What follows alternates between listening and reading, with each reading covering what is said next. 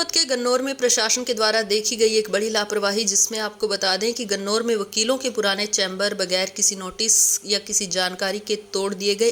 पीड़ित वकीलों ने गन्नौर प्रशासन के खिलाफ धरना प्रदर्शन किया। प्रदर्शन के दौरान एडवोकेट माही मलिक व अन्य कई साथी वकीलों ने बताया कि कोर्ट कॉम्प्लेक्स में वकीलों के चैम्बर बने हुए हैं, अतः उनके बंटवारे को लेकर उनका चंडीगढ़, पंजाब, हरियाणा हाईकोर्ट में केस चला हुआ है। जब तक केस की सुनवाई न हो पाती तब तक कई वकील पुराने चेहरों से ही अपना कार्य कर रहे थे। 7 अक्टूबर को वकीलों की गैरहाजिरी में उनके चैम्बर रोको प्रशासन के द्वारा शाम को 5 बजे के बाद तोड़ दिए गए। जब वकील सुबह अपने चैम्बर के लिए पहुंचे तो उन्होंने देखा उनके सभी विषय चैम्बर तोड़ दिए गए हैं। अतः वह मौसम की मार झेलते हुए गन्नौर एसडीएम से बात की तो उन्होंने उनसे बात करने के लिए मना कर दिया।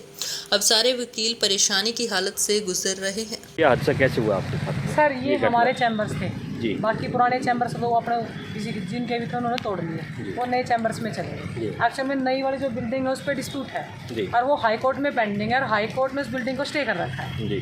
कि वहाँ को अलॉटमेंट होगी नहीं, तो इसलिए हमारे बैठने की जगह यही थी सर। यहाँ कम से कम 5-6 एडवोकेट बैठते थे जिनके पास चैम्बर्स नहीं थे, उनका सामान यहीं रखा था। परमंथ तो देना ही पड़ता है। एसडीएम साहब के वहाँ से मैसेज आया कि इनके पर मंथ पैसे देने पड़ते हैं।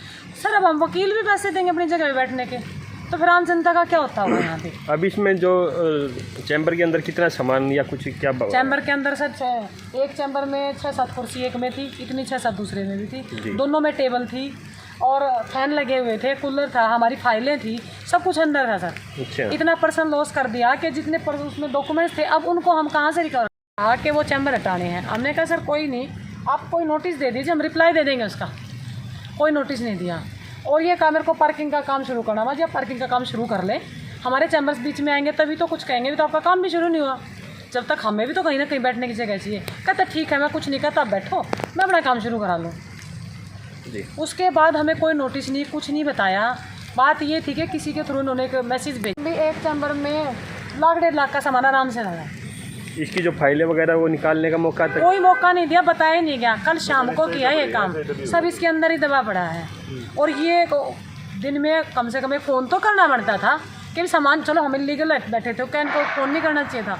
किसी को कुछ नहीं बताया, शाम को 6 बजे आके तोड़ के चले गए। हमें तो पता ही अभी लगा सुबह जब आए हैं कि नुकसान कर दिया हमारा। अब इसके बाद में कोई अधिकारी से किसी से बातचीत हुई? आप गए थे एसडीएम साहब, तो आज है ही नहीं, जानबूझ के किया ना सर, क्योंकि आज भी छुट्टी कल भी छुट्टी है, किसी अधिकारी को जवाब ना देना पड़ेगा। सब अपने घर से अपने इधर उधर चले गए। अब उनको ये भी पता था वकीलों की भी छुट्टी 2 दिन की, कोई वकील भी नहीं आएगा। इसी चीज़ का बेनिफिट उठाने की कोशिश करेंगे।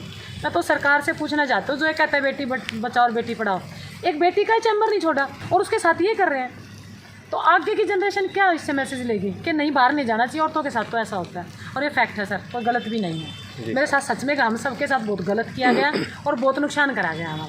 एकदम सीधा गुंडा कर दी है भैया, अवैध वसूली नहीं हो पाई तो ये कर चैम्बर तोड़ दिए। जबकि सुप्रीम कोर्ट की रूलिंग है कि भी एसडीएम जो है अगर अवैध भी कोई प्रॉपर्टी ना उसको अपने लेवल पर नहीं तोड़ सकता, उसके लिए सिविल कोर्ट से ऑर्डर करवाने पड़ेंगे उसके, जब ये तोड़ सकें। जबकि ये इलीगल नहीं थे, ये लीगल बने हुए थे। हाई कोर्ट का जस्टिस जो इसके उद्घाटन करके गया था हमारे चैम्बरों का, तो उसके बावजूद भी बगैर किसी केस के डाले, बगैर कोई डिसीजन, किसी के बगैर ऑर्डर, ये गुंडागर्दी की और अपने पीछे से तोड़ दिया।